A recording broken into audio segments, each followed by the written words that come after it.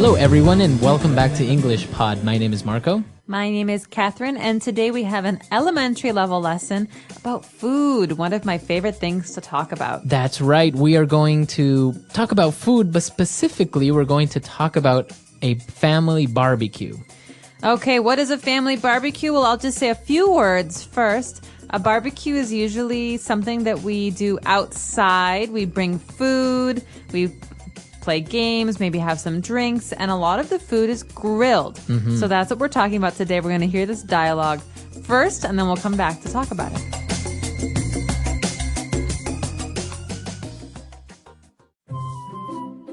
Is everything ready for the big family barbecue tomorrow? Yep, the steaks and chicken are marinated, and I also bought hamburger buns. We should also cook a couple dozen hot dogs and kebabs. Yeah, good idea. We could put some lawn furniture outside next to the grill. I also set up the tent outside so we can hide from the sun if it gets too hot. Great! I asked Grace to bring cups and serviettes, as she is also bringing 2 big coolers for the beers. This is going to be a great barbecue. Oh no, it's raining!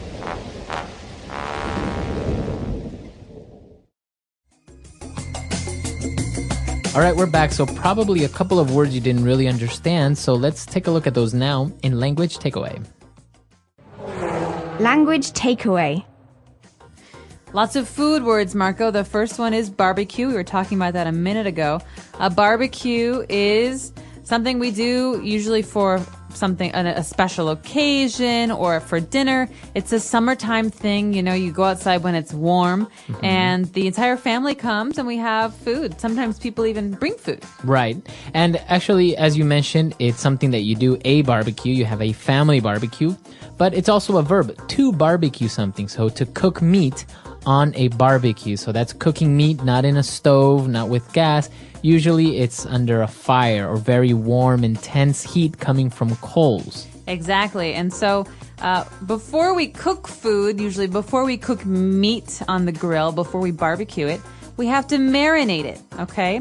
So in this situation, the steaks and the chicken are already marinated. Okay. So to marinate something which is a verb, or the steaks and chickens are marinated, which is an adjective.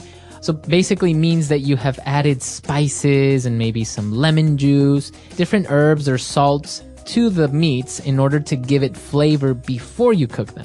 Exactly. Sometimes in Indian cooking, for example, you marinate with a yogurt sauce and you leave the meat in the refrigerator for a whole night. Exactly. So marinating or to marinate is a process to give flavor to food. Very good. All right. So we've marinated our food, our chicken, our steaks, but also we have hamburgers. So we need hamburger buns. What are buns? Okay. Buns are pieces of bread that are for special kinds of food. So you have a hamburger bun. It's a round piece of bread, and the hamburger goes on one piece and under another piece. A hot dog bun is different. It's like a piece of bread that's folded, and the hot dog goes in the middle. So bun is a special kind of bread for these kinds of foods. All right. So remember, if you want to have a hot dog, you need to buy hot dog buns. So people know already that you're talking about bread. And if you want to buy a hamburger bread, you say a hamburger bun. That's right. So hamburger buns and hot dog buns. But after we talk about having the hamburger buns, we discuss how many hot dogs we're going to cook. So the person says we should cook a couple dozen hot dogs. All right. So a dozen is 12 units of something.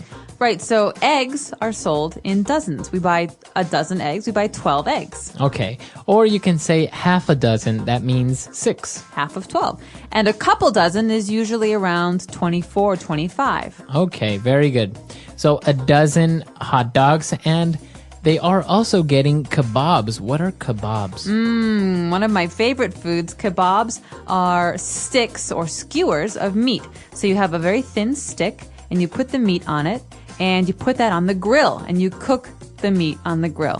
So, yeah, those are very common. For example, in the Middle East, right? You have kebabs, sticks of meat, and also maybe some vegetables put on it, and you grill them. Exactly. Very flavorful, very tasty meat. All right. So why don't we listen to our dialogue again, and we'll come back shortly to look at some more words. Is everything ready for the big family barbecue tomorrow? Yep, the steaks and chicken are marinated, and I also bought hamburger buns. We should also cook a couple dozen hot dogs and kebabs. Yeah, good idea. We could put some lawn furniture outside next to the grill. I also set up the tent outside so we can hide from the sun if it gets too hot. Great! I asked Grace to bring cups and serviettes, as she is also bringing 2 big coolers for the beers. This is going to be a great barbecue. All right, we're back. So now why don't we go to a second part of language takeaway and take a look at 5 more words. Language takeaway. All right, the first word that we're going to look at is lawn furniture. So we're going to have lawn furniture outside. Okay, so before we even start thinking about food, we have to decide where people will sit at this barbecue. And so we have to find out how much lawn furniture we have. Furniture can be a sofa, a table, a chair. We have furniture in the house, but lawn furniture is furniture for the outside. A lawn is Right. the green grass outside your house. So it's usually not going to be made out of wood, for example, because if it rains, it might get ruined, right? So usually it's either plastic or maybe even rock or stone or metal. or metal. So that's what lawn furniture is. Furniture that is made to be outside in your backyard, for example, or that sits on your lawn. Exactly. And so we're going to be on the lawn furniture. We have this special thing for cooking meat outside, the grill. Okay, so we mentioned that you grill chicken or you grill steaks, but it's also a noun, a grill. So a grill, what is that? A grill is like a stove for the outside, but instead of having electricity to make the fire, we have gas or propane. And this is something that we light on fire. We use coals to keep the insides very warm.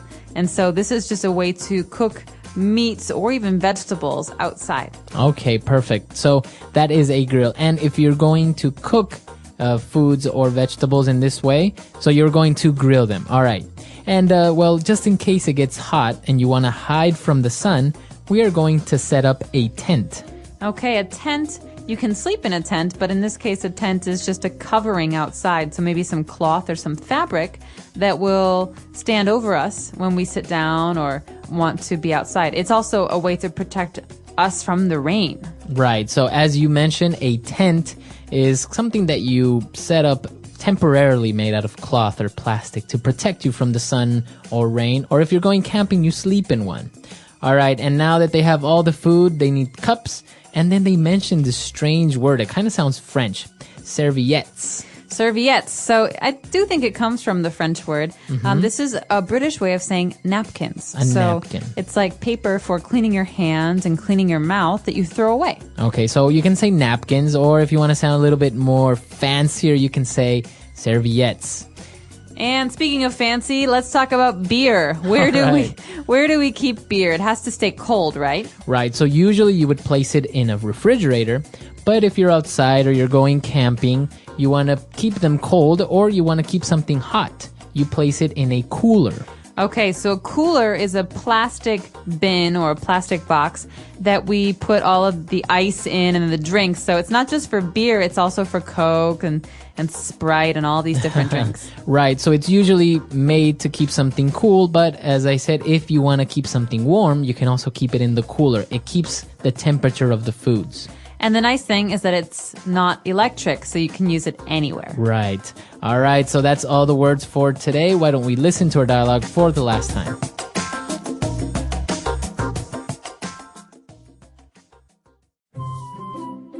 Is everything ready for the big family barbecue tomorrow?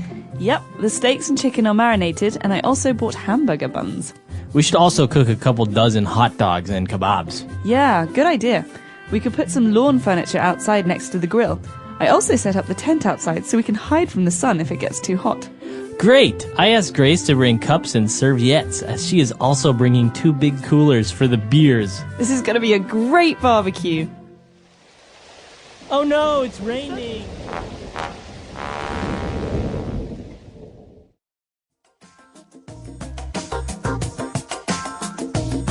All right, we're back. So family barbecues and doing these things. Did you do these when you were young at home? Do you still like to do it? All the time. I love barbecues. That's one of my favorite ways to eat food. The nice thing about a barbecue is you get to sit outside and relax, and there's nothing better than nice, fresh grilled meat. Right. And well, you have all your friends over, so you're having a couple of beers and you're having some meat. And it's actually a really nice way of just having something at home with good friends and family, right? Exactly. And some of the most important barbecues we have are in the summer near July 4th. And so people like to have July 4th barbecues where you celebrate Independence Day and sit outside and drink and have hot dogs and hamburgers and macaroni and cheese. Actually, well, I was in Chile. I noticed that as well. Near their festivities for their independence, which is September 18th, a lot of people get together and have barbecues, and it's so popular that pretty much every house in the neighborhood you can smell somebody barbecuing on the weekend. You're making me so hungry. All right, guys. So if you have any questions, any doubts, or if it's common for you guys to barbecue back home, then why don't you send us a couple of comments at englishpod.com, and we'll see everyone there. Bye. Bye.